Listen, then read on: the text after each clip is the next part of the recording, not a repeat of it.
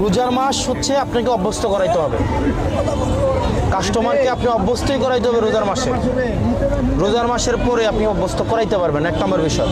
2 নম্বর বিষয়, আপনার প্রশাসনের কাছে সরাসরি অর্ডার আছে, ওনারা আজকে আসতো।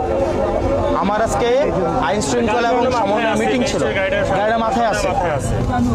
আমার কথা হচ্ছে আমি আপনার ভাই এটা ওনাকে আমি শোনেন ভাই, একটা বিষয় বুঝেন, আমি না পাইরা আমি এনে আইছি না। আর আপনাদের কাছে কিন্তু আমি বারবার অনুরোধ করতেছি, যতক্ষণ অনুরোধ করতেছি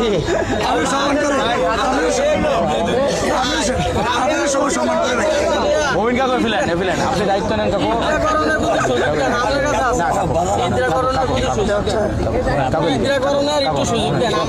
আমার কথাটা বলেন, আপনি এই 3 দিনের মধ্যে প্রস্তুতি নেন, আপনার আর 2 দিন দহন করতে পারবেন।